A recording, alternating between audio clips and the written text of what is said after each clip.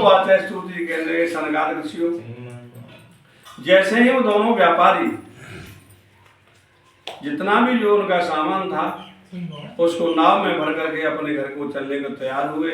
और भगवान ने सोचा कि हमें इनकी परीक्षा लेनी चाहिए, ये सत्य बोलते हैं या असत्य बोलते हैं, इन्होंने हमारे पूजन को नहीं किया है, हर बार हमसे झूठ बोलते रहते हैं और आगे के लिए बढ़ा देते हैं। ऐसा सोच करके भगवान ने एक सन्यासी का भेष बना लिया और सन्यासी का भेष बनाने के बाद में नदी के किनारे पर पहुंच गए और उन दोनों वणिक पुत्रों से पूछ रहे थे, भैया हम आपसे कुछ जानना चाहते हैं, आपकी नाव में क्या भरा हुआ है, आप कहाँ से आए हैं, कहाँ जा रहे हैं, आपका क्या नाम है, हम आपसे जानना चाहते हैं। इतनी बात सुन करके साधु बनिया को बड़ा क्रोध आया, गुस्सा आए कि आप हमसे ऐसा क्यों पूछ रहे हैं, क्या आप हमारा धन लेना चाहते हैं, आप वैसे तो सन्यासी हैं लेकिन दुष्ट प्रवृत्ति वाले लगते हैं, हमारी नाम में कुछ नहीं है, हमारी नाम में तो लता पता भरे हुए हैं, अगर आपको यकीन नहीं है तो देख सकते हैं। भगवान ने कहा भैया हमको देखने की कोई आवश्यकता नहीं है, आपने जैसा कहा है वैसा होगा, एवं वस्तु वैसा ही होगा, आपके नाम में लता पता है तो लता पता हो। इतना कह करके भगवान वहां से थोड़ी दूर जाकर के समाधि लगा करके बैठ गए और साधु बनिया के नाम में लता पता हो गए।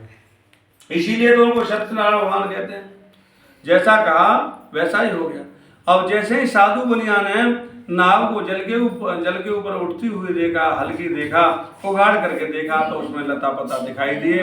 लता पताओं को देख करके साधु बनिया मूर्छित हो गया और जमीन पर गिर पड़ा।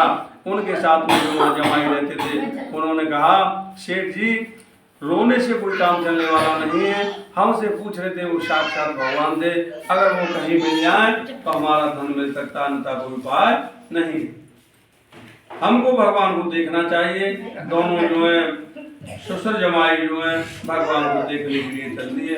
भगवान थोड़ी दूर पर उनको समाधि अवस्था में मिले और भगवान के चरणों में गिर पड़े, अनेक प्रकार से स्तुति करने लगे। जय जय अविनाशी घट घट वासी व्यापक परमानंदा अविगत गोपीता चरित पुनीता माया रहती मुकंदा यही श्रेष्ठ उपाय प्रविधि बनाए संग सहाय ने दूजा सोई कार्य अघारी चिंत हमारी जाने भक्त न पूजा। अनेक प्रकार से स्तुति करने लगे और कहने लगे हमको पूजा भक्ति विधान नहीं जानते, प्रभु आप प्रसन्न हो जाओ। मैं अपराधी जन्म का नकशिक भरे विकार, तुम दाता दुख भंजना मेरी सुनो पुकार। प्रभु मैं तो अपराधी हूँ, अपराध करता रहूँगा, प्रभु मुझे में आप में फर्क क्या रहेगा, आप प्रसन्न हो जाइए। भगवान प्रसन्न हो गए और भगवान ने कहा, अरे मूर्खो आपने हमसे बार बार झूठ बोला, इसलिए आपको बार बार दुख मिला है।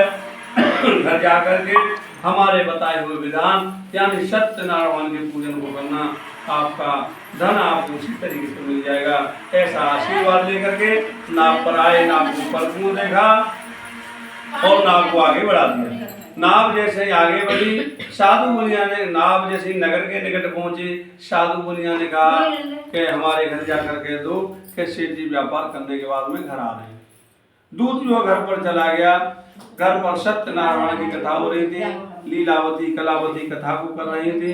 देखो एक बात ऐसी है कि कोई समाचार जब देना हो, सो समाचार या कैसा भी तो वहां का समय देख लेना चाहिए कि कैसा समय है।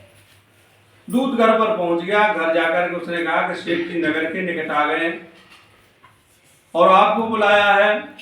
लीलावती का जो मन था कथा में से हट गया और अपनी पुत्री से कहने की, पुत्री मैं पति के दर्शन के लिए जा रही हूँ, तू कथा श्रवण करने के बाद में, प्रसाद ग्रहण करने के बाद में शीघ्रता से नदी पर आ जाना।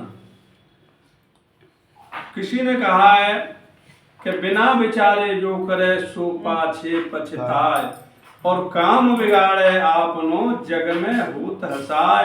जग में हूत हसाय चित्त में चैन न पावे, और खान पान सम्मान राग रंग मन न भाव। यानी किसी से अगर कोई समाचार देना देना है तो थोड़ी देर इंतजार करो। देखो भाई यहाँ भी कैसा माहौल है। कोई जैसे मान लो शोक का संदेश देना है तो थोड़ी देर देखो भाई ये काम ही कर ले, इसके बारे में बताऊँ। बहुत से लोग बड़ी जल्दी कह देते हैं आकर के, उसका वो काम रह जाता है, या कैसे पहले देख लेना चाहिए। उस तरीके से लीलावती पति के दर्शन के लिए चली गई।